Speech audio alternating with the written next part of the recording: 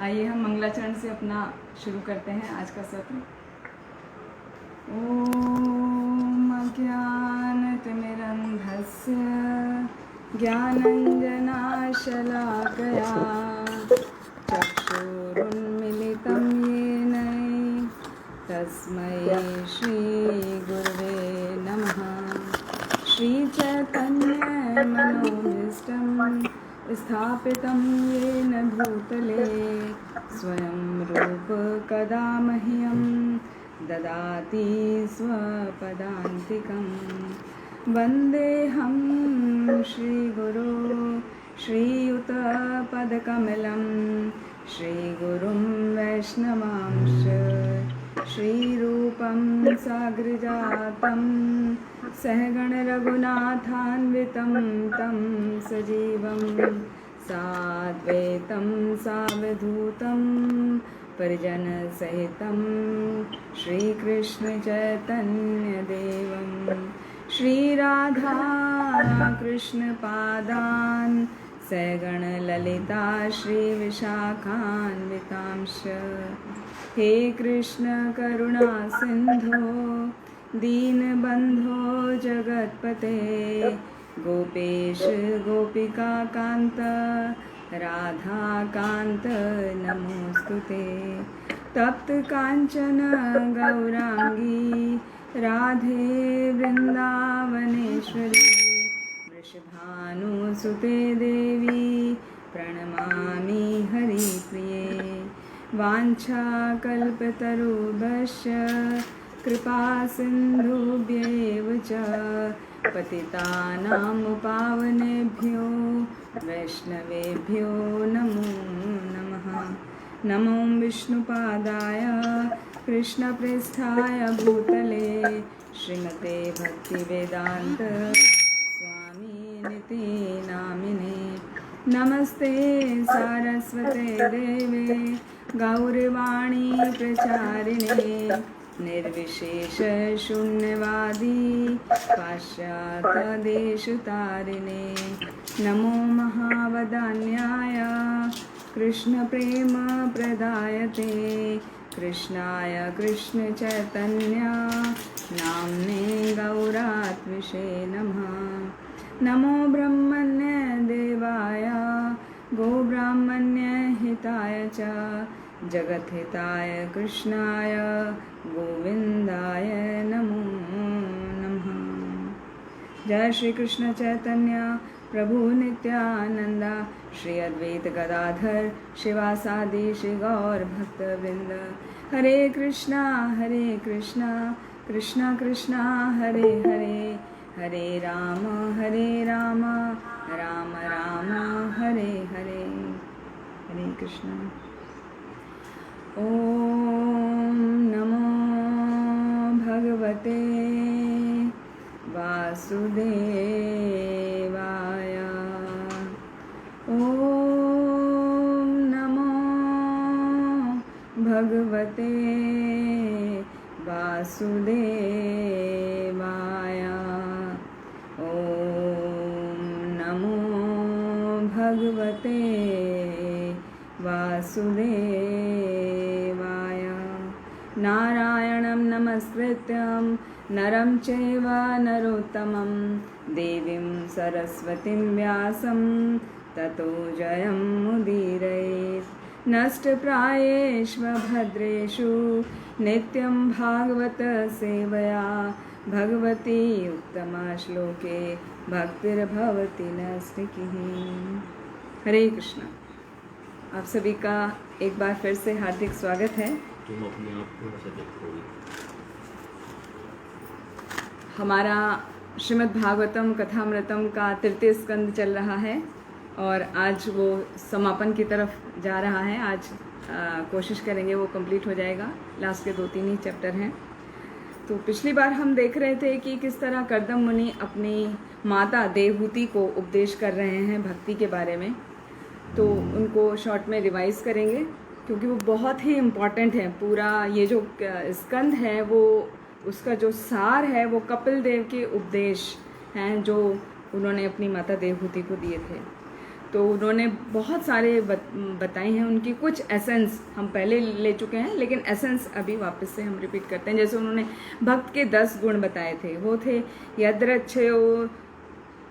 यद्रच्छयोप उपलब्धेन संतुष्टो मित भुक मुनि विविक्त शरण है शांतो मैत्रेय करुणात्मवान।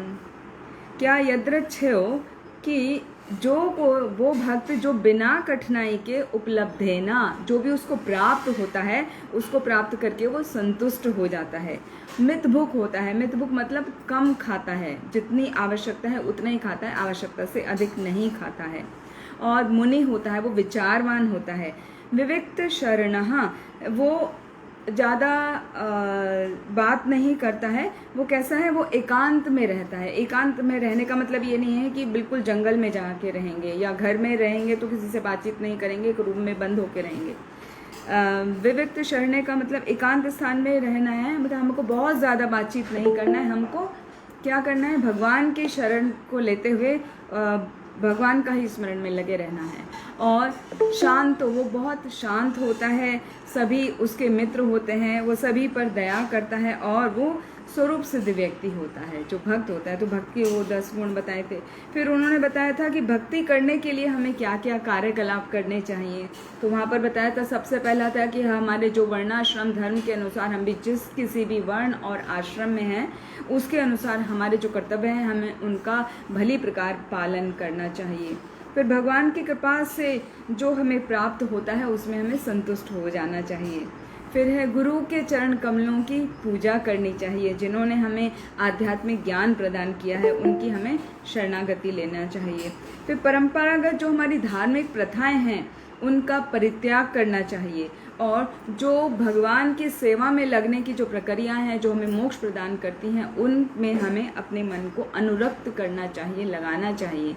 ये भगवत गीता का जो हमारा मुख्य उद्देश्य है, मेन उद्देश्य है, वो यही बताता है, सर्वधर्मान परित्यज्य माम एकम शरणम व्रजा, कि हे अर्जुन तुम सभी धर्मों का परित्याग कर दो और केवल और मेरी शरण में आ जाओ, और मैं तुम्हारी रक्षा करूंगा, तुम डरो मत, माँ शुचः डरो मत, मैं तुम्हारी रक्षा करूंगा। तो यहाँ पर कपिल देव वही बता रहे हैं। कपिल देव कौन है, भगवान का ही अंश अवतार हैं, तो वही शिक्षाएं सेम वो यहाँ पर बता रहे हैं कि परंपरागत जो धार्मिक प्रथाएं हमें उनका परित्याग करके मेरी शरण में आ जाओ, मुझे ही शरणागति लो, और एकांतवास में रहो। मतलब जीवन की चरम सिद्धि है वो एकांतवास। जैसे हमने भी बताया, एकांतवास का मतलब ऐसा नहीं है कि एक कमरे में बंद होकर रहा जाए या जंगल में रहा जाए। जहाँ पर भी आप हैं उसी जगह में रहते हुए आपको अपना समय का व्यर्थ बर्बाद नहीं करना है, उसका उपयोग करना है, भगवान के नाम गुण रूप लीला का स्मरण करना है, श्रवण करना है या कीर्तन करना है।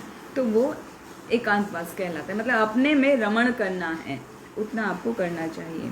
फिर स्वल्प भोजन करना चाहिए। तो स्वल्प भोजन का बहुत ही अच्छे तरीके से एक्सप्लेन करके बताया कि स्वल्प भोजन का क्या मतलब है। हमें उतना खाना चाहिए जितने की आवश्यकता है। तो प्रभुपाद ने परपट में तात्पर्य में बहुत अच्छे से बताया है कि, और इसको रूप गोस्वामी प्रभुपाद ने भी बताया है, रूप गोस्वामी पाद ने, कि हमें जितना हमारा भूख है उसका आधा खुराक खाना चाहिए, मतलब आधा पेट खाना चाहिए, और आधा उसका जो आधा हिस्सा बचा उसमें से आधे में हमें पानी से भरना चाहिए, और बाकी आधा जो है मतलब 1/4 हिस्सा जो है हमें वो वायु के लिए छोड़ देना चाहिए।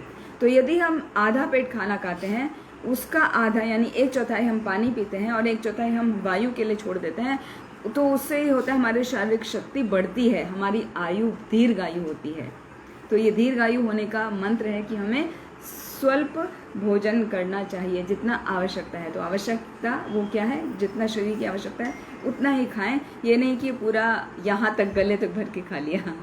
तो उसका हमें ध्यान रखना चाहिए, तो हमारी आयु धीर होगी और हम क्या कर पाएंगे, उससे हम अपने मन को भगवान पर स्थिर कर पाएंगे।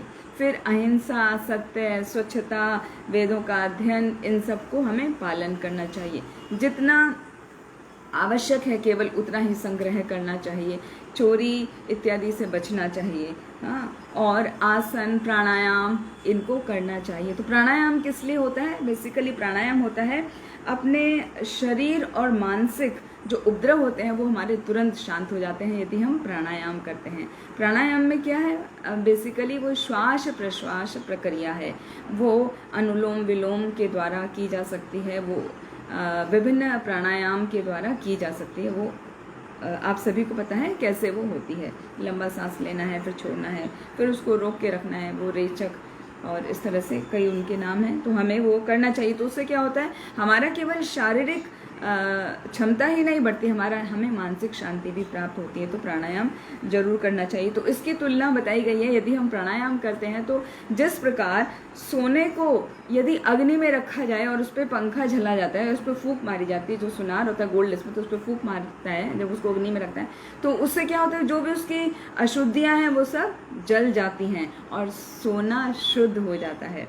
तो इसी तरह जब हम प्राणायाम करते हैं, श्वास प्रश्वास की प्रक्रिया करते हैं, तो जो हमारे मन के अंदर, शरीर के अंदर की जो विकार हैं वो खत्म हो जाते हैं, वो नष्ट हो जाते हैं। जिस प्रकार सोने की गंदगी अग्नि में रखने से, फूंक मारने से खत्म हो जाती है, उस तरह प्राणायाम करने से हमारे शरीर के विकार समाप्त हो जाते हैं। फिर है मन को किस तरह केंद्रित करना चाहिए। मन को हमें जब हम केंद्रित करते हैं भगवान के कार्यों पर, भगवान की लीलाओं पर, तो हमारे जितने भी पाप कर्म हैं उनसे हम मुक्त हो जाते हैं।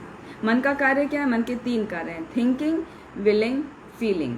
या तो हम सोचते हैं, या तो हम कोई इच्छा करते हैं किसी कार्य को करने की, या तो हम महसूस करते हैं कि हमें ये अच्छा लग रहा है, ये खराब लग रहा है। तो मन का बस यही 3, इसी में हम घूमते रहते हैं। तो वहाँ से मन को हटा के कहाँ, भगवान के चरण कमलों में हमें मन को केंद्रित करना चाहिए। तो उससे क्या होगा, उससे हमारे सभी पाप कर्म नष्ट हो जाते हैं। और तीसरी बात उन्होंने बताई कि इंद्रियों को हमें वश में करना चाहिए। तो इंद्रियों को वश में कैसे किया जा सकता है, भौतिक संगति से हमें बचा के रखते हैं इंद्रियों को। यदि हम वश करते हैं, जो दुसंग है उससे हम बच सकते हैं आसानी से, यदि हम अपनी इंद्रियों को वश में करते हैं। और जो मोस्ट इम्पॉर्टेंट बात है वो उन्होंने बताई थी कि भगवान पर ध्यान लगाना चाहिए। तो भगवान पे किस तरह ध्यान लगाते हैं, उन्होंने डिफरेंट स्टेप बताए थे। पिछली बार हमने डिटेल में लिया था, तो डिटेल में जो लिया था वो पिछले वाला एपिसोड देख सकते हैं। तो उसमें बताया था, अभी शॉर्ट में बताएंगे कि भगवान के चरण कमलों पे ध्यान लगाना है। फिर जैसे लक्ष्मी जी उनके पैर दबा रही हैं, तो उस प्रक्रिया को ध्यान लगाना है कि मैं भी पैर दबा रहा हूँ, ये भगवान की दबा रही हूँ, ऐसे करके। फिर धीरे धीरे भगवान के कटी स्थल पे आना है, उनका नाभि का दर्शन लेना है जहाँ से ब्रह्मा जी की उत्पत्ति हुई। फिर वक्ष स्थल पे भगवान का ध्यान करना है, हाँ, जहाँ से क्या सभी सृष्टि हुई हैं और सभी को शक्ति प्रदान प्राप्त होती है। फिर भगवान के भुजाओं पे ध्यान करना चाहिए। सभी देवताओं को हर कार्य करने की शक्ति, सभी जीवात्माओं को कार्य करने की शक्ति भगवान की भुजाओं के द्वारा ही प्राप्त होती है।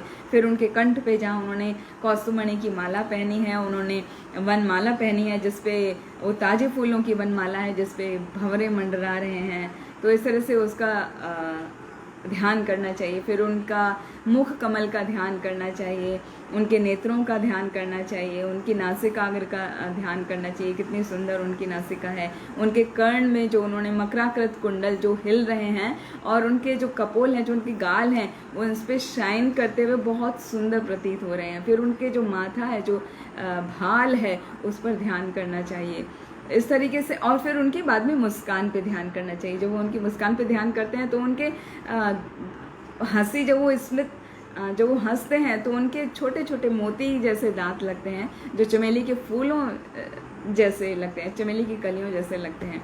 तो वो सब ध्यान करना चाहिए। तो वो ध्यान जब हम करते हैं तो हमारी जो आसक्ति है ना 3 गुणों के प्रति, 3 गुण होते हैं, तामसिक गुण, राजसिक गुण और सात्विक गुण। ये जो 3 गुण हैं, इनसे जो हमारी आसक्ति होती है वो कट जाती है यदि हम भगवान पर अपना ध्यान लगाते हैं, क्योंकि ये आसक्ति हमारे सभी कर्म बंधनों का कारण है, जो हमको बंधन में बांध के रखती है। तो इस तरह से हम ध्यान करते हैं तो उनसे हम निकल सकते हैं। तो जिस प्रकार पृथ्वी को उसकी गंध से अलग नहीं किया जा सकता, पानी को उसके स्वाद से हम अलग नहीं कर सकते, उसी तरह जो हमारी बुद्धि है उसको उस चेतना से हम अलग नहीं कर सकते। तो जो हमारी चेतना है वो हमें भगवान में ही लगानी है, क्योंकि वास्तव में हम जो हैं कृष्ण के ही अंश हैं। भगवत गीता में भगवान बताते हैं 15वें अध्याय में, ममे वांशो जीव लोके जीव भूत सनातना मन षष्ठानि इंद्रियाणि प्रकृति स्थानी कर्षति, कि जो हमारा मन है वो छठी इंद्रियां हैं और हम क्या है, भगवान के ही अंश हैं।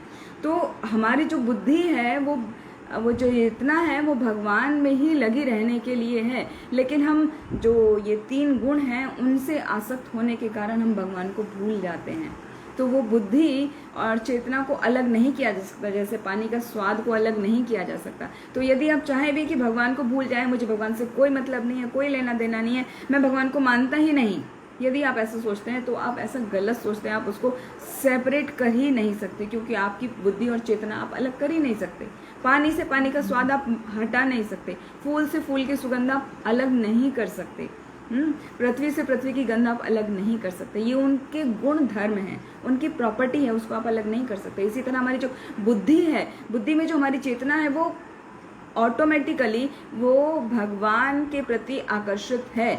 तो चाहे आप उसको माने या ना माने, आप यदि ये चाहें कि मैं भगवान को याद ना करूं, मुझे कुछ लेना देना नहीं है, या आई एम वेरी यंग, तो अभी मेरा समय नहीं है, जब ओल्ड हो जाएंगे तो ओल्ड लोगों का काम है, तो आप ऐसा गलत सोचते हैं, क्योंकि आपकी बुद्धि आप चेतना से अलग कर ही नहीं सकते। तो उसमें भगवान का अंश है, उस समझ है, लेकिन आप वो आसक्ति के कारण उसको मानने को तैयार नहीं है। तो वो आसक्ति को धीरे धीरे तोड़ना है और अपने जो आपका असली स्वरूप है उसको पहचानना है। हमारा असली स्वरूप है जीवेर स्वरूप है कृष्णेर नित्य दास, कि हम कृष्ण के ही नित्य दास हैं। तो उसको समझ के हमें उनका ध्यान करना है। और ध्यान करने के लिए जो कपिल मुनि हैं यहाँ पर, उन्होंने बताया, कितना साधारण बताया, जो उन्होंने सांख्य दर्शन के उससे बताया, बहुत लंबा चौड़ा कुछ करने को नहीं बताया। उन्होंने केवल 2 ही प्रोसेस बताए थे कि हमें एक तो भगवान के नाम का कीर्तन करना है और भगवान को भोग लगा के प्रसाद पाना है। तो भगवान के नाम का कीर्तन करेंगे तो उसके लिए हरे कृष्ण महामंत्र का जप करने से बेहतर और कुछ नहीं है, नहीं है, नहीं है। हरे नाम हरे नाम हरे नाम एव केवलम, ये 3 बार कहा गया है। भगवान का ही नाम हमें शुद्ध कर सकता है। तो हमें केवल भगवान का नाम लेना है और भगवान को जो भी खाएं उनको भोग लगा के खाना है, तो हम पवित्र हो सकते हैं। तो ये सारे बातें कपिल देव ने अपनी माता देवहूति को बताई थी। फिर इन सब बातों को सुन के वो तृप्त हो गई थी और माता ने पूछा था कपिल देव से, कपिल देव उनके पुत्र हैं, कि हे पुत्र, मुझे अभी जन्म और मृत्यु के आवागमन की विधि का विस्तार पूर्वक वर्णन करें। तो पिछली बार हमने मृत्यु किस प्रकार होती है जो कपिल देव ने बताया है, कपिल मुनि ने बताया अपनी माता देवहूति को, वो बताया कि किस तरह से व्यक्ति अपने आसक्तियों की वजह से, पारिवारिक संबंधों से, मित्रगणों से, इनसे पूरा अटैच रहता है, उनसे अलग होने को तैयार ही नहीं होता है, उनसे अलग कुछ सोच ही नहीं पाता कि मेरा कुछ अलग अस्तित्व भी है। तो वो उसके कारण बहुत सारी कामनाओं को संजो लेता है और उन्हीं को पूरा करने में लगा रहता है। और कोई भी तरीका, चाहे किसी से मांगना पड़े या उधार लेना पड़े या चोरी करना पड़े, कुछ भी करना पड़े, और मुझे अपने परिवार का भरण पोषण करना है और बहुत ही अच्छे तरीके से करना है, वो ऐसी स्थिति में रहता है। इस तरह करते करते उसका पूरा जीवन व्यतीत हो जाता है, वो वृद्ध हो जाता है और उसकी एक दिन मृत्यु आ जाती है। तो वो भी हमने डिटेल में पिछली बार लिया था कि किस तरह मृत्यु के समय पूरा परिवार वाले सभी जो सगे संबंधी हैं, जानने वाले हैं, मित्रगण उनके आसपास खड़े हो जाते हैं। वो कुछ कहना चाहते हैं, वो कुछ कह नहीं पाते क्योंकि कफ वात पित्त से उनका गला अवरुद्ध हो जाता है। वो केवल उनकी आंखों से अश्रु प्रवाह होता है, वो कुछ बोल नहीं पाते हैं और ऐसे में फिर उनका सांस निकल जाती है। तो यहाँ पर एक चीज़ हम मेंशन करना चाहेंगे जो इम्पॉर्टेंट है आजकल के सिनेरियो को देखते हुए। जैसे आजकल कोविड चल रहा है और हम देख रहे हैं कि कितना कैजुअलिटी हो रही है, कितना सभी लोग परेशानियों से गुजर रहे हैं। तो यहाँ पर एक स्टोरी रिलेटेड हमें याद आई कि मृत्यु जो होती है किसी की भी, वो एकदम अचानक नहीं हो जाती है। जैसे कोविड में हमें लग रहा है कि लोग बाग मर रहे हैं, बहुत आसानी से मर रहे हैं। 2 दिन फीवर आया और उन्होंने देह का त्याग कर दिया, या कुछ भी हुआ तो तुरंत चला गया। कोई बहुत यंग एज में भी जा रहे हैं, कोई ओल्ड एज में जा रहे हैं। तो यहाँ पर एक बात स्पष्ट हम करना चाहते हैं कि जो मृत्यु होती है किसी की भी, कारण कुछ भी हो, जो हमें दिखता है उसका कुछ भी कारण हो सकता है, लेकिन भगवान की तरफ से मात्र एक ही कारण है कि जब हमारा समय पूरा हो जाता है, हमारी सांसें पूरी हो जाती हैं, तभी हमारी मृत्यु होती है। और उसी तरह होती है जैसा हमारे उसमें लिखा था जन्म के समय। जब हमारा जन्म होता है तभी हमारी निश्चित हो जाती है मृत्यु, किस दिन होगी, किस तरह होगी, कहाँ पर होगी, तो वो सब निश्चित होता है। तो यहाँ एक बहुत सुंदर कथा आती है। एक बार भगवान विष्णु शिव जी के कैलाश पर्वत पर गए उनसे मिलने के लिए गए। तो वो गए अपने वाहन पे, विष्णु जी का वाहन है गरुड़। तो वहाँ पर पहुँच के उन्होंने गरुड़ को बाहर मेन गेट जो है वहाँ पर रुकने के लिए बोला कि आप यहाँ रुक जाइए, और वो शिव जी के अंदर कैलाश पर्वत में उनसे मिलने चले गए। तो जब मिलने चले गए, अभी गरुड़ जी वहाँ खड़े हैं तो क्या करेंगे, इधर उधर देख रहे हैं सब। तो देख रहे हैं तो उन्होंने देखा कि बहुत सुंदर वहाँ हर तरफ हरियाली है, इतने सुंदर पर्वत हैं। वहाँ का जो उनका ध्यान गया, जो मुख्य द्वार है वो इतना सुंदर है, और वहाँ पे एक छोटा सा कलरफुल एक बर्ड बैठी है। हाँ, तो वो देख रहे हैं कि भगवान ने जो बनाया है वो कितना सुंदर है। कहाँ तो इतने बड़े बड़े सुंदर सुंदर झरने, पहाड़, पर्वत, और उन पे सब इतना हरियाली, सब पेड़ पौधे सब इतने सुंदर हैं, और ये छोटी सी चिड़िया ये कितनी खूबसूरत लग रही है। तो वो ऐसा सोच ही रहे थे मन में, भगवान को प्रशंसा कर ही रहे थे, भगवान के जो बनाई हुई चीज़ें हैं उनकी। तभी वहाँ पर यमराज जी आए। यमराज को भी कुछ काम था भगवान शिव से, तो उनसे मिलने के लिए वो अंदर जा रहे थे। तो उससे पहले वहाँ गरुड़ जी खड़े हैं, तो उन्होंने गरुड़ को प्रणाम किया, और वो भी देखने लगे कि ये इधर उधर देख रहे हैं, जरा मैं देखूँ क्या देख रहे हैं।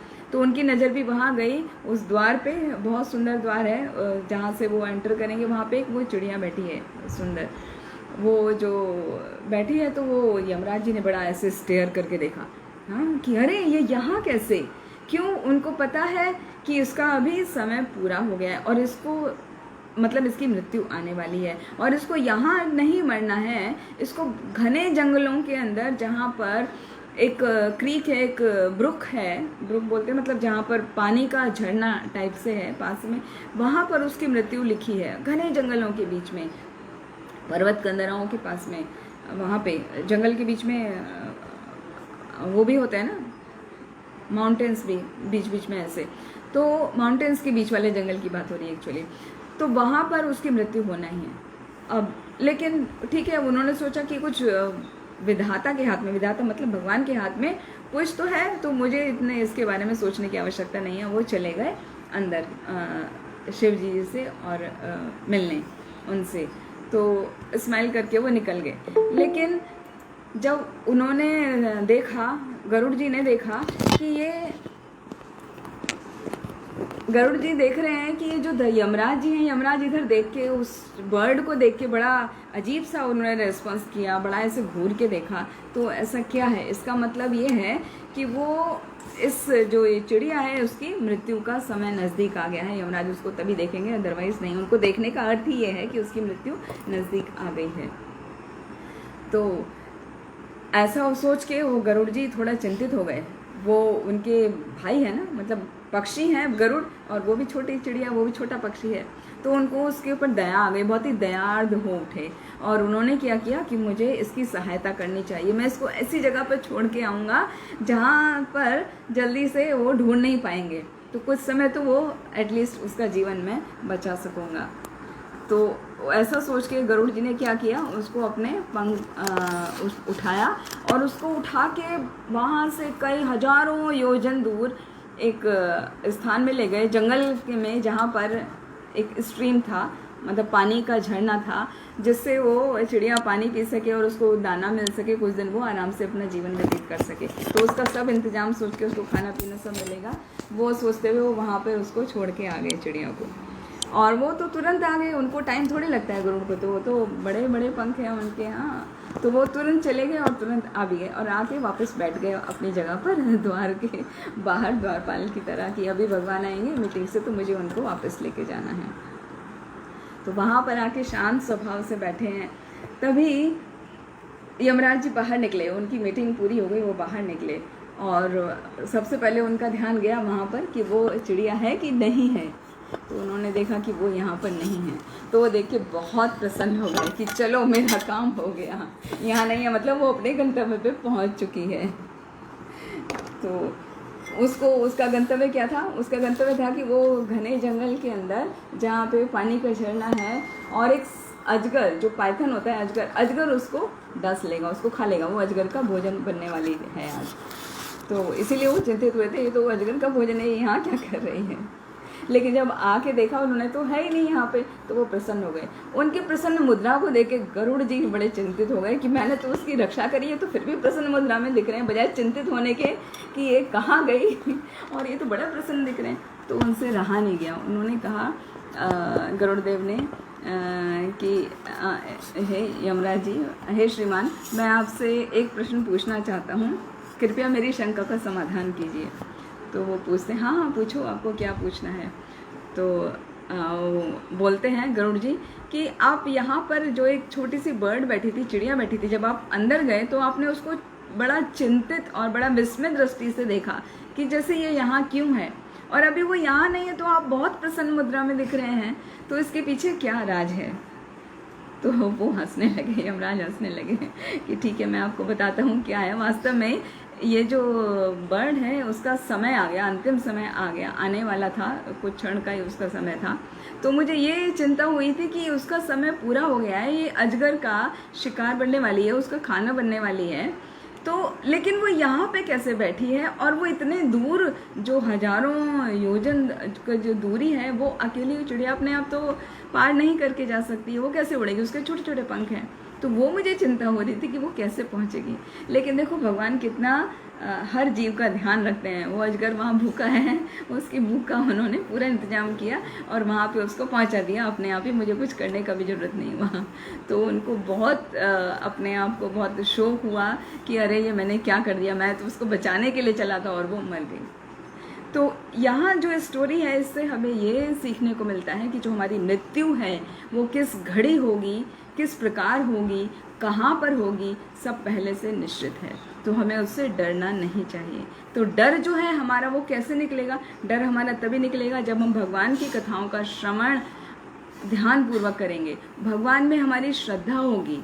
जब हमारी भगवान में श्रद्धा होगी तो हमें किसी प्रकार का भी शोक, मोह और भय नहीं होगा। श्रीमद् भागवतम के प्रथम स्कंद के 7वें अध्याय का 7वां श्लोक आता है, उसमें बताता है, यस्य वै श्रूयमाणायाम कृष्ण परम पुरुषे भक्ति उत्पद्यते पुंसा शोक मोह भया अपहा।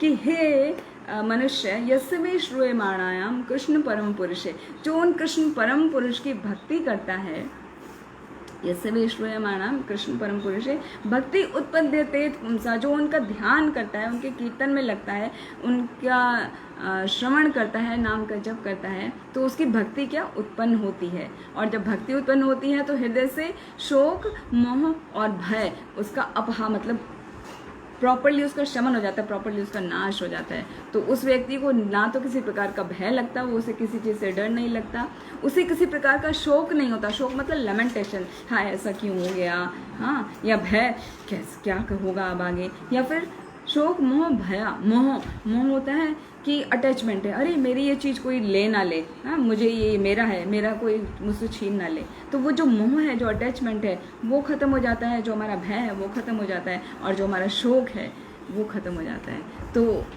यदि हम ये जो श्रीमद् भागवतम का अध्ययन करते हैं या श्रवण करते हैं, उसके श्रवण मात्र से ही हमारा शोक, मोह और भय का पूर्ण रूप से नाश हो जाता है। तो जो भी भक्त हैं वो कभी भी मृत्यु से घबराते नहीं हैं, क्योंकि उन्हें पता है कि मृत्यु ऐसे डर के रूप में नहीं आएगी, वो कभी भी आएगी जब उनका समय पूरा हो जाएगा, वो आ जाएगी। इसलिए हम सभी को कोरोना से डरना नहीं चाहिए, हमें भगवान का नाम का जप करना चाहिए कि जितना दिन ये हमारा शरीर है तो हम उतना अपनी भक्ति को हम अर्जित कर लें, जिससे वो भक्ति ही वास्तव में हमारे साथ जाती है, हमारे सूक्ष्म शरीर के साथ में। अदरवाइज हमारा जो स्थूल शरीर है, जो पंचभूत का बना हुआ हमारा शरीर है, वो यहीं रह जाता है। वो भूमि, अग्नि, जल, पृथ्वी, वायु, आकाश, इनसे जो बना हुआ है हमारा शरीर, वो यहीं रह जाता है। और जो जाता है, जिसे हम बोलते हैं आत्मा चली गई, वो आत्मा के साथ में हमारा मन, हमारा बुद्धि और हमारा अहंकार, ये 3 चीज़ें जाती हैं। तो यदि हम भक्ति करेंगे तो वो हमारा मन कंट्रोल हो जाता है, हमारी बुद्धि जो है, चेतना, वो हमने बताया था शुरू में कि वो भगवान का ही वास्तविक हमारा संबंध है उससे, तो वहाँ पे वो लगी रहती है। तो मन, बुद्धि, अहंकार, और हमारा अहंकार भी धीरे धीरे समाप्त होने लगता है। और हमारा जो असली अहंकार है कि हम जो है भगवान के दास हैं, हमें भगवान की सेवा करनी चाहिए। तो वो भाव जब जग जाता है तो हमें किसी प्रकार का शोक नहीं होगा, मोह नहीं होगा, और हमें किसी प्रकार का भय नहीं होगा। तो अभी फिर कथा में हम आगे बढ़ते हैं। ये बीच में एक छोटे से स्टोरी आ गई थी, कहानी आ गई थी। अभी अपने वापस कथा में आते हैं। तो यहाँ पर कपिल मुनि जो अपनी माता देवहूति को बता रहे हैं, तो मृत्यु के बारे में बता रहे हैं। वहाँ पे मृत्यु हो जाती है। मृत्यु के बाद का क्या सीन होता है?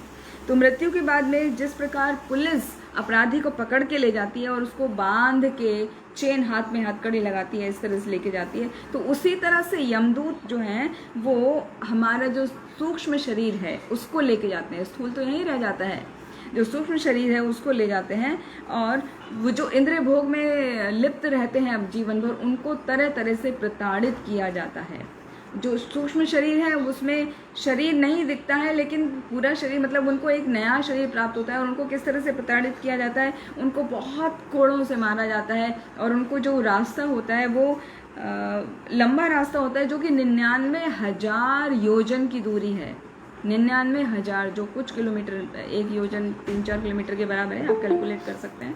तो 99,000 योजन की दूरी को उसको पार करना होता है। तो वो जो पार कर रहा होता है, वहाँ कोई किसी तरह का व्हीकल नहीं मिलता है, उसको पैदल चलना होता है, नंगे पैर चलना होता है, उसको कोई चप्पल या जूता भी नहीं मिलता है। और चलना कहाँ होता है? एकदम रेत तपती हुई गर्मी में, सूरज में जैसी रेत तप जाती है, उस पर चल के जाना पड़ता है। और उसमें भी मार्ग के दोनों ओर ऐसे होता है जैसे वन में आग लग जाती है, दावन लगी होती है, तो इस तरह दोनों साइड में उनके मार्ग में आग लगी होती है। तो उन्हें अत्यंत गर्मी का एहसास होता है, उनको भूख लगती है, उनको प्यास लगती है, उनको वहाँ पे कुछ खाने पीने के लिए मिलता नहीं है। और वो जरा भी यदि थकान से नीचे झुकते हैं, बैठते हैं, तो क्या करते हैं? वो यमदूत कोड़ों से मारते हैं और उनको बहुत तकलीफ होती है। और ये जो दूरी है पूरी मुश्किल से 2 या 3 मिनट में ही तय होती है पृथ्वी के टाइम के अनुसार। वहाँ पे ज़्यादा समय लगता है, 2-3 मिनट का समय लगता है। तो वहाँ से जब वो जा रहे हैं तो तरह तरह से उसे दंड दिया जाता है। यदि किसी ने अलग अलग रूप में अलग अलग तरह के अपराध किए गए, तो हर अपराध का दंड निश्चित है। जैसे किसी ने अवैध संग किया है स्त्री का या पुरुष का, तो उनको तामिस्त्र, अंधतामिस्त्र और रौरव नरकों में डाला जाता है। और जो रेप्टाइल से, जैसे सांप बिच्छू हैं, वो उनको काटते हैं, उनको हाथियों से कुचलवाया जाता है, उनको पर्वत से नीचे फेंका जाता है, उनके अंगों को काटा जाता है। और उनको अपना ही, जो मांसाहार करते हैं ना, जो नॉन वेज खाते हैं कि हाँ हम तो नॉन वेजिटेरियन है, हमें बड़ा अच्छा लगता है, हम शाकाहारी तो घास फूस खाते हैं, मतलब जो बहुत ही ज़्यादा नॉन वेज खाने वाले हैं, उनको उन्हीं का मांस खाने के लिए वहाँ दिया जाता है, या दूसरे किसी का मांस खाने के लिए दिया जाता है, या फिर उनका मांस किसी और को खाने के लिए दिया जाता है। तो इस तरह के नरकों से उनको होकर गुजरना पड़ता है। तो वो जीव जब वो पूरा पार कर लेता है, उन सारे नरकों को पार कर लेता है, तब वो पुनः वापस मनुष्य जन्म लेकर किसी के गर्भ में आकर, जैसा उसका कार्य होता है, कार्यकलाप हो रहा है पूरे जीवन में, उसके अनुसार वो भावी जीवन का निर्माण करता है। उसकी अभी उत्पत्ति होती है, वो नए जीवन में जाता है। तो नए जीवन में जाता है तो कैसे होता है? वो, जैसे आप सभी को पता है, पुरुष के वीर्य के द्वारा माता के गर्भ में एक जीव का प्रवेश होता है। तो अभी प्रवेश होने के बाद में वो क्या होता है? पहली रात्रि को जो उनका फर्टिलाइजेशन होता है, जो ओवा और स्पर्म होते हैं, और उसके बाद में फिर वो सेल डिवीजन स्टार्ट होता है। और सेल डिवीजन के बाद में मतलब सेल जो विभाजित होने लगती हैं, और वो एक बॉल के रूप में आ जाते हैं 5वें दिन तक, बुलबुले के रूप में। जैसे उसमें बोलते हैं morula stage, blastula stage, gastrula stage, और उसमें इस तरह से करके वो 10वें दिन में जो एक छोटे से मांस का जो पिंड है उसके रूप में परिवर्तित हो जाता है और पहले महीने के अंत में उसके शरीर का निर्माण हो जाता है। दूसरे महीने के पश्चात उसके हाथों और पैरों की उंगलियां, बाल, बोन्स, शरीर की बोन्स और स्किन और जो शरीर के 9 पोर्स हैं जैसे आँखें, कान, नाक, मुंह और गुदाद्वार, ये सब प्रकट हो जाते हैं 2 महीने पश्चात ही। और 4 महीने के अंत में शरीर के 7 जो इम्पोर्टेंट कंपोनेंट्स हैं वो बन जाते हैं, जैसे स्किन है, ब्लड है, मांस है, फैट है और क्या है, बोन्स हैं और जो वीर्य है वो सब बन जाता है। और 5 महीने के पश्चात उसको भूख और प्यास का अनुभव होने लगता है। जो ये उसका बारे में बताना, जो भ्रूण है, माँ के गर्भ में जो भ्रूण है, जो एम्ब्रियो है, वो 5 महीने के पश्चात उसको भूख प्यास का अनुभव होता है। और 6ठे महीने के अंत में यदि वो मेल है वो एम्ब्रियो, तो वो माता के गर्भ के दाहिनी तरफ वो खिसक जाता है और यदि वो फीमेल है तो वो माता के गर्भ के बाईं ओर खिसक जाता है। और जो भी माता खाती पीती है वो एक कॉर्ड के द्वारा, गर्भनाल बोलते हैं उसको, अम्बिलिकल कॉर्ड के द्वारा वो उसका पोषण होता है। और जब माता यदि तीखा और खट्टा, ज़्यादा तीखा चरपा खाती है तो उसको बहुत कष्ट होता है, क्योंकि उसका जो है शरीर है, त्वचा है, बहुत ही कोमल होती है उस वक्त, और वहाँ पर इतने सारे बैक्टीरियाज अंदर होते हैं, वो उसको काट रहे होते हैं, तो उसको बहुत कष्ट होता है, बहुत असहनीय उसको वेदना सहन करनी पड़ती है। और जो गर्भ की सबसे अंदर की झिल्ली है वो उसमें इतना मतलब कम स्पेस होता है, उसमें वो एकदम सी के जैसा आकृति में वो मुड़ा रहता है। उसका सिर जो है वो उसका पैरों की तरफ और पैर सिर की तरफ ऐसे करके वो बहुत कम जगह में वो कैसे करके एडजस्ट कर रहा हुआ होता है।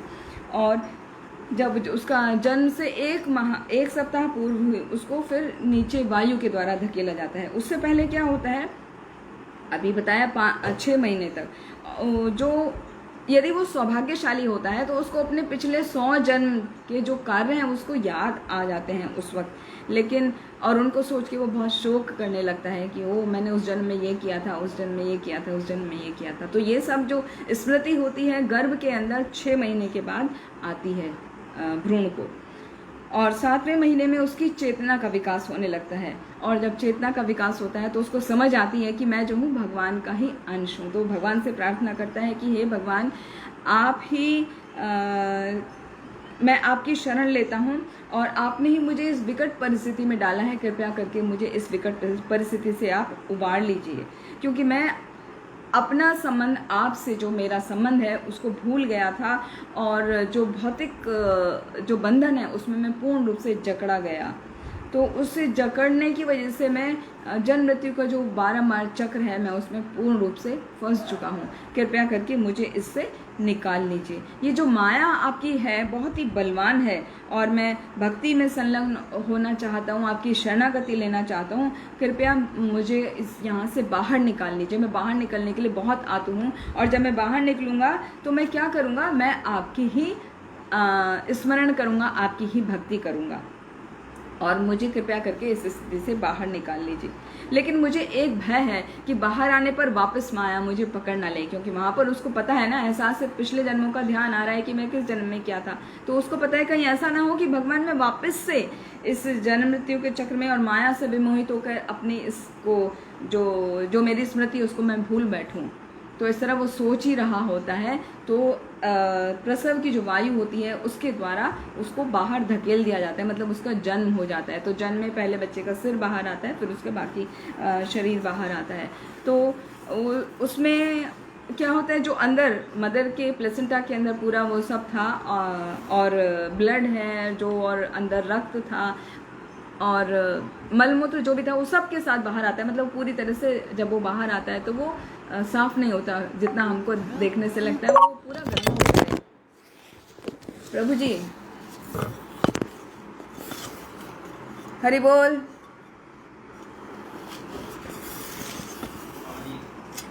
Please take care, it fell down.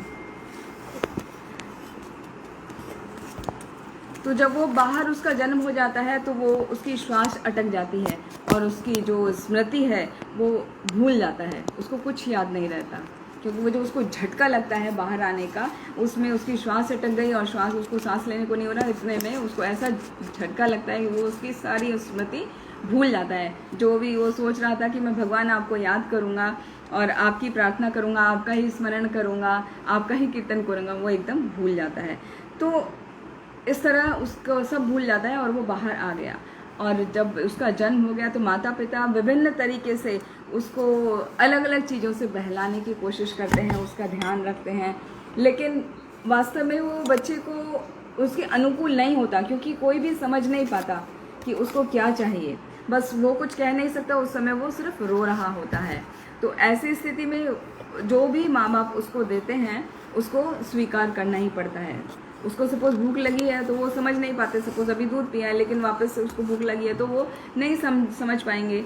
तो जैसे वहाँ पर हॉस्पिटल में नर्स है तो उनको लगेगा कि उसको कुछ कड़वी दवाई देनी चाहिए, हो सकता है उसको पेट में दर्द हो रहा हो वगैरह वगैरह। और हॉस्पिटल में ऐसा होता है स्टार्टिंग में, एकदम जन्म की एकदम तुरंत की बात बता रहे हैं। तो बेबस होकर रोता रहता है। तो इस तरह से वो बाहर आता है। फिर आते आते माता पिता को देखता है, लगातार अपने सगे संबंधियों को देखता है, उनकी जो बहुत ही प्यार के साथ में वो उसको बातें करते हैं तो उनसे वो आकर्षित हो जाता है। आकर्षित होने के कारण वो अपने आप को ही शरीर मानने लगता है और अपने जो आसपास जो दिखती हैं चीज़ें उन सबको अपना मेरी मानता है। मैं और मेरी की भावना उसमें जन्म से तभी आ जाती है। और फिर वो धीरे धीरे बड़ा होने लगता है, लुभावने तरीके से उसको बड़ा किया जाता है, उसका पालन पोषण किया जाता है। फिर धीरे धीरे वो बड़ा होता है, स्कूल जाने लग जाता है। स्कूल में वो विद्या का अर्जन करता है, सीखता है कि किस तरह हमें पढ़ना चाहिए, किन वैल्यूज़ को सीखना चाहिए, हमें क्या सब्जेक्ट पढ़ने चाहिए। उसके बाद वो बड़ा होता है, बड़ा होकर वो जॉब करता है, उसका विवाह हो जाता है, उसके दोस्त बनते हैं। तो उस तरह यदि उसकी संगति अच्छी नहीं होती, यदि वो कुसंगत में पड़ जाता है तो वास्तव में वो वापस से नरक की तरफ बढ़ जाता है। तो उससे कुसंगति का असर इतना होता है कि चाहे उसने कितना ही अच्छा चीज़ सीखा हो, उसने जो भी सत्य का पालन किया है, जो वो स्वच्छ रहता है, जो उसके अंदर दया का भाव है, गंभीरता पूर्वक अपने कार्यों को करता है, जो सद्बुद्धि है, जो उसका तप है, जो उसकी ख्याति है, जो अपने मन पर और इंद्रियों पर वो कंट्रोल करना उसने सीखा था, वो सब नष्ट हो जाता है। वो धीरे धीरे धीरे धीरे करके क्षीण होने लगता है और वो आत्मज्ञान से रहित हो जाता है। वो फिर वैसी स्थिति में पहुंच जाता है कि मैं बस जो हूँ मैं हूँ और मेरा संबंधी हैं और भगवान कुछ नहीं है। तो वो ऐसी स्थिति में आ जाता है।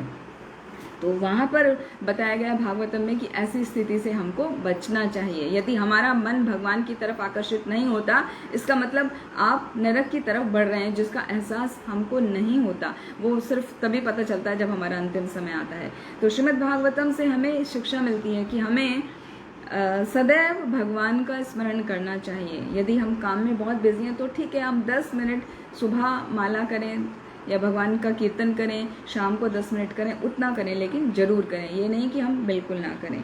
और उसके लिए बहुत अच्छा तरीका है कि हम सुबह उठें, सुबह जल्दी उठ के स्नान करें, फिर थोड़ा भगवान के नाम का जप करें, 5 मिनट 10 मिनट मिनिमम, उतना तो करना चाहिए। जो भक्त होते हैं वो तो पूरा 2 घंटे बैठ के जप करते हैं, लेकिन जो शुरुआत की स्थिति में है या जो भगवान को मानते ही नहीं, उनको भी कम से कम 5 मिनट नहा के भगवान के सामने खड़े होना चाहिए, उनका स्मरण करना चाहिए, उनके नाम का जप करना चाहिए। तो इस तरह से हमारी आसक्ति कम होती है।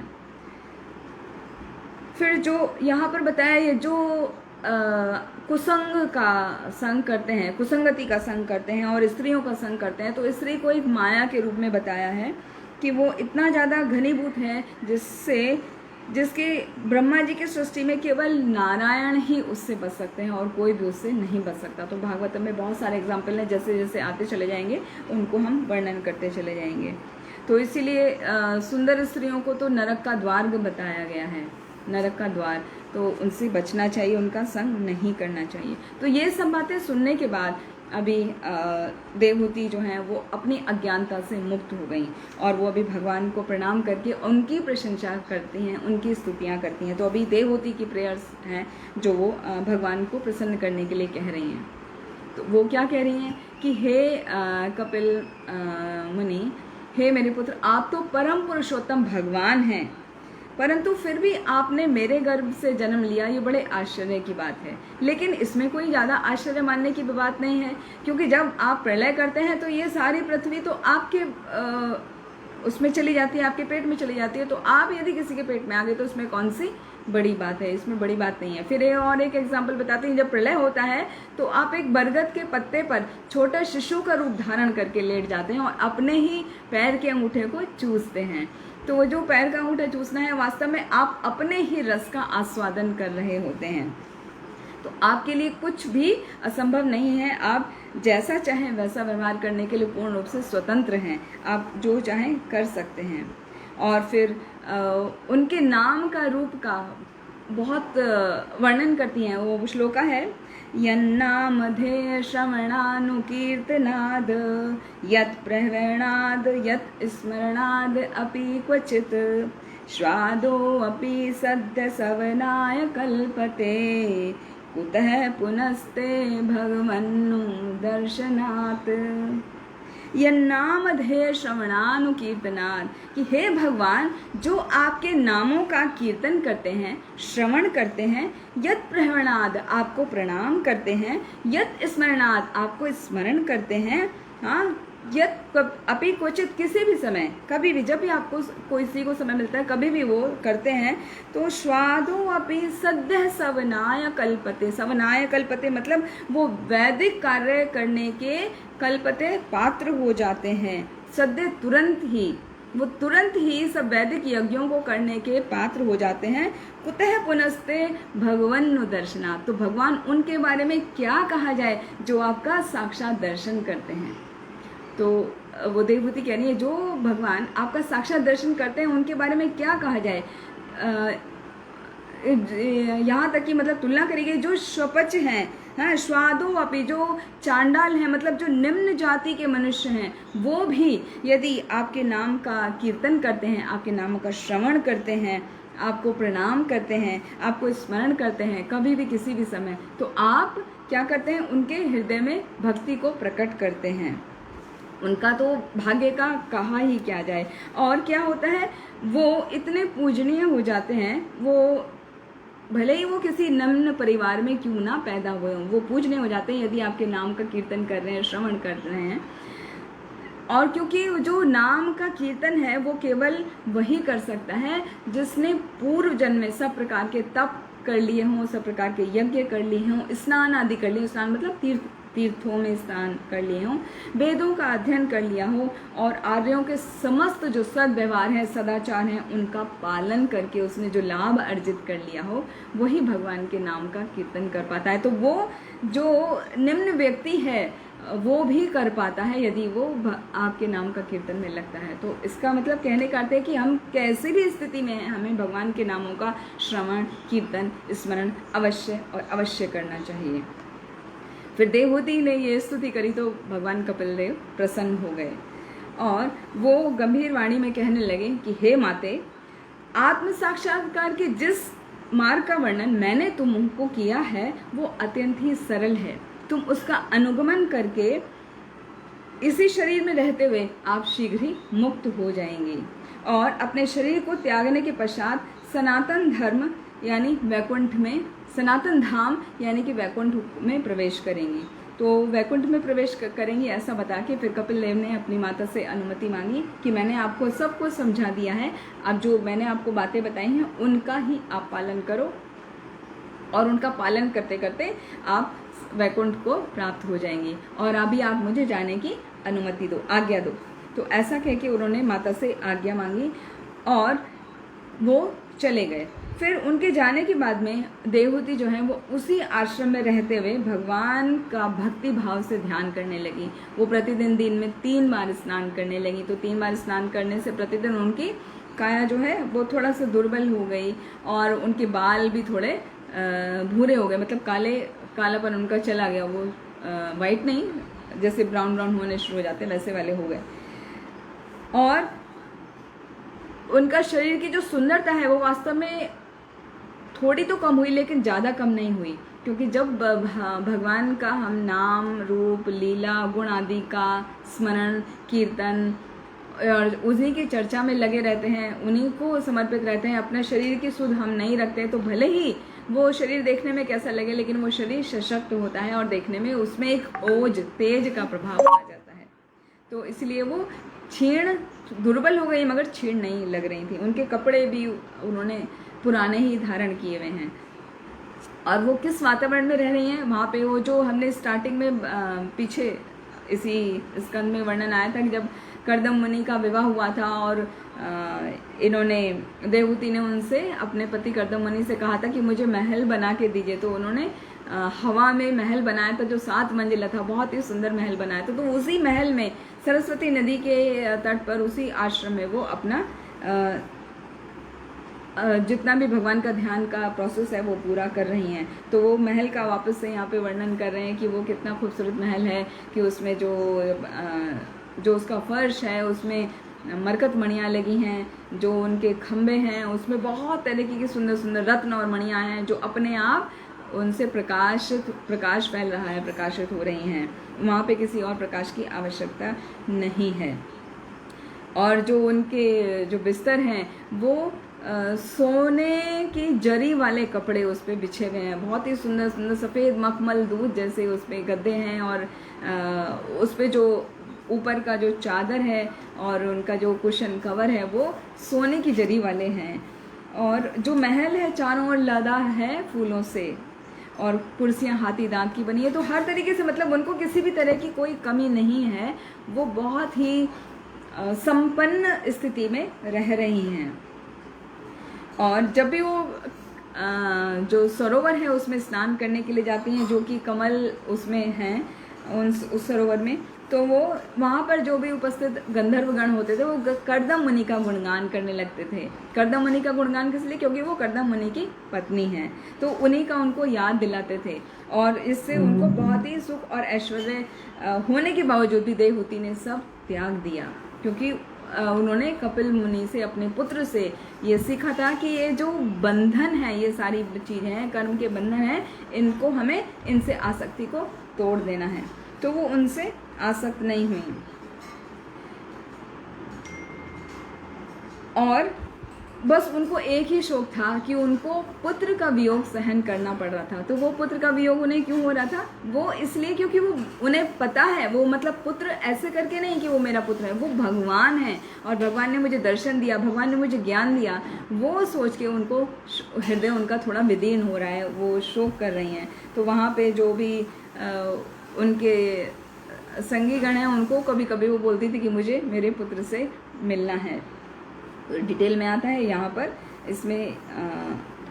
और आगे बताया गया है कि कपिल के उपदेशों का पालन करते हुए उन्होंने धीरे धीरे अपनी सभी भौतिक आसक्तियों का त्याग कर दिया और समाधि में को उन्होंने समाधि में वो चली गई। समाधि के आनंद में वो पूरे रूप से ओतप्रोत हो गई और अपने जड़ शरीर को उस तरह भूल गई जैसे कि स्वप्न में कोई जो शरीर लेता है और उसको आँख खुलने के बाद में उसको भूल जाता है। स्वप्न में कई बार अलग अलग रूप में हम अपने आप को देखते हैं या किसी और अलग अलग व्यक्तियों के साथ में देखते हैं, तो वो जैसे हम उससे बाहर आते हैं, जागृत अवस्था में होते हैं, तो हम उसको भूल जाते हैं। तो इस तरह वो भूल गई अपने शरीर की सुध बुध को। और कुछ समय के बाद में उनका जो पार्थिव शरीर है उन्होंने वो त्याग दिया। पार्थिव मतलब जो उनका ये पंचभूत का जो बना हुआ शरीर है उन्होंने त्याग दिया और उनका वैकुंठ को गमन किया। और जो उनका शरीर है वो बाकी सब की तरह नहीं, मतलब उसको ले जाके जलाने की आवश्यकता नहीं पड़ी। उनका जो शरीर है वो पिघल कर नदी में विलीन हो गया, जो पासी में सरस्वती नदी है उसमें विलीन हो गया। और वहाँ का जो जल है वो और अधिक पावन हो गया क्योंकि वो शुद्ध भक्त हैं और भगवान के द्वारा ही उनको निर्देश मिले हैं। तो भगवान के आदेशों का पालन करते हुए शुद्ध भक्त ने जब अपना शरीर का त्याग किया तो प्रकृति ने उसको क्या किया, स्वीकार किया और उनका शरीर को बिल्कुल पिघलाकर वो नदी में मिल गया वो उनका शरीर, और नदी और अधिक पावन हो गई। और जब इससे पहले जब कपिल जा रहे थे, अपना घर को उन्होंने त्याग किया था, तो पहले गए वो उत्तर पूर्व की दिशा में। और उत्तर पूर्व की दिशा में जब वो गए तो वहाँ पे जो अप्सराएं हैं, गंधर्व हैं, चारण हैं, अन्य सभी देवगण हैं, उनका गुणगान कर रहे हैं। क्यों कर रहे हैं? क्योंकि वो स्वयं भगवान हैं। तो भगवान जहाँ भी जाते हैं सब कोई उनका स्वागत के लिए उनका गुणगान करते हैं। और कुछ समय के बाद वो दिशा बदलकर गंगा सागर की तरफ पहुंच गए, जहाँ पर गंगा नदी बंगाल की खाड़ी है, बे ऑफ बंगाल में जहाँ मिलती है, वहाँ पे समुद्र ने भगवान को अपना निवास स्थान प्रदान किया। मतलब वहाँ पे वो समुद्र में समा गए, जहाँ उस स्थान पे आज भी कपिल मुनि की समाधि वहाँ पर है। और जो सांख्य दर्शन के महान आचार्य हैं वो उनको फॉलो करते हैं, उनको पूजते हैं, कपिल मुनि को। तो यहाँ पर उनकी जो मुख्य मुख्य शिक्षाएं हैं, यहाँ पर आता है कि यथेन्द्रियः पृथक द्वारे अर्थ बहु गुणाश्रयः एको नाना ईयते तद्वद भगवन शास्त्र वर्तमभि। अर्थात जिस प्रकार एक ही वस्तु को विभिन्न विभिन्न गुणों के द्वारा विभिन्न लोगों के द्वारा प्रशंसित किया जाता है, जो उसके गुण हैं उनको अलग अलग तरीके से अलग अलग लोग उसको प्रशंसित करेंगे, उसके बारे में बोलेंगे। उसी प्रकार भगवान भी एक हैं, किंतु विभिन्न शास्त्रीय आदेश के अनुसार वो भिन्न भिन्न प्रतीत होते हैं। तो इसको कैसे समझाया जाए कि भगवान एक है लेकिन अलग अलग लोगों को अलग अलग प्रतीत होते हैं। तो श्रील प्रभुपाद ने बहुत सुंदर तात्पर्य में बताया है कि जिस प्रकार एक पहाड़ी है, पहाड़ी का हम दूर से दर्शन लेते हैं तो ऐसे लगता है कि वहाँ दूर कोई बादल है या कुछ स्ट्रक्चर है, बस ये छोटा सा पहाड़ी ऐसे कुछ दिखेगा हमें। बहुत दूर देखेंगे तो ऐसे लगेगा वहाँ पे कोई बादल है, डेंस। लेकिन यदि हम उसकी तरफ जाते हैं, पास जाते हैं, तो हमें दूर से दिखना शुरू हो जाता है, अरे ये तो पहाड़ है, बादल नहीं है, वास्तव में ये पहाड़ है। और नज़दीक जाएंगे तो हमें उस पहाड़ में क्या होगा, उस पहाड़ में हमें रास्ते दिखेंगे, हमें वृक्ष दिखेंगे। और नज़दीक जाएंगे तो हमें वहाँ पे लोग बाग चलते हुए दिखेंगे। और उसमें वहाँ कुछ हो सकता है, कुछ लोगों के घर भी हों निचले स्तर में, और ऊपर वृक्ष होंगे, वहाँ पे हो सकता है कोई झरना भी निकला हो। तो कहने का अर्थ जितना भी हम नज़दीक जाते जाएंगे पहाड़ी के, जो हम दूर से दर्शन ले रहे थे और जब हम पास से दर्शन ले रहे हैं, एकदम दोनों का स्वरूप जो वर्णन है वो हम अलग अलग तरीके से करेंगे। और दूसरा उदाहरण है, जिस प्रकार दूध है, दूध को हम अलग अलग इंद्रियों से यदि ग्रहण करें तो अलग अलग उसका रूप आता है। जैसे हम दूध को देखें तो हमें देखने में सफ़ेद लगता है, दूध को सूंघें तो कितना उसका खुशबू से ही हम पहचान सकते हैं कि ये शुद्ध गाय का दूध है। हम उसको चखें तो चखने में हमें बहुत अच्छा उसका आस्वाद हम उसको करते हैं, और उसको टच करें तो हमें बड़ा कि आपका दूध बॉयल हो गया है। तो इस तरह अलग अलग इंद्रिय से अलग अलग हमने उसको पहचाना, अलग अलग रूप देखा उसका क्या है। लेकिन हम साथ मिलके देखते हैं तो हमें वो दूध लिक्विड के फॉर्म में दिखता है, वाइट कलर का दिखता है। इसी तरह भगवान वास्तव में एक हैं, लेकिन अलग अलग शास्त्रीय आदेशों के अनुसार हम उनको अलग अलग पहचानते हैं। वो कैसे पहचानते हैं? जो ज्ञानी मार्गी होते हैं, जो ज्ञान के आधार पे भगवान को पहचानने का, जानने का कोशिश करते हैं, वो भगवान को निराकार रूप में स्वीकार करते हैं और उनको ब्रह्म के जो उसमें प्रकाश है उसमें उनका विलीन होना चाहते हैं, उसमें समाहित होना चाहते हैं। हाँ, और जो दूसरे होते हैं वो योगाभ्यास के द्वारा भगवान को जानना चाहते हैं और प्राप्त करना चाहते हैं। तो वो भगवान को अंतर्यामी, जो हमारे हृदय में भगवान परमात्मा के रूप में विराजमान है, उनको उस रूप में मानते हैं। लेकिन जो तीसरा उदाहरण है, जो भक्त होते हैं, वो क्या करते हैं? भगवान के प्रति उनकी पूर्ण रूप से श्रद्धा होती है और वो भक्ति में निरंतर बढ़ते रहते हैं और भगवान को वो अपने समक्ष देख सकते हैं, विग्रह के रूप में उनका दर्शन करते हैं, उसकी सेवा करते हैं, क्योंकि उनकी पूर्ण श्रद्धा भगवान के ऊपर होती है। तो इस तरह से वर्णन किया है, जैसे दूध को हम अलग अलग इंद्रिय से अलग अलग तरीके से देख रहे हैं, एक पहाड़ी को हम दूर से अलग दिख रहा है और जैसे जैसे हम नज़दीक जा रहे हैं हमारा अलग अलग उसका दर्शन हो रहा है, अलग अलग हम उसको समझ पा रहे हैं। उसी तरह भगवान वास्तव में एक हैं और अलग अलग मार्ग वाले उसको अलग अलग समझते हैं। कोई उनको ज्ञान मार्ग के द्वारा निराकार रूप में ग्रहण करता है, कोई उनको योगाभ्यास के द्वारा अंतर्यामी परमात्मा के रूप में ग्रहण करता है, और कोई उनको कृष्ण भक्ति में लगकर भक्त के रूप में भगवान को पूर्ण श्रद्धा और दृढ़ता के साथ में लगा रहता है, तो भगवान की सेवा में संलग्न होता है। तो इस तरीके से यहाँ पर यह हमारा जो तृतीय स्कंद है उसका 32वां अध्याय कंप्लीट होता है और हमारा तृतीय स्कंद आज संपूर्ण होता है। आप सभी का बहुत बहुत धन्यवाद। हरे कृष्ण।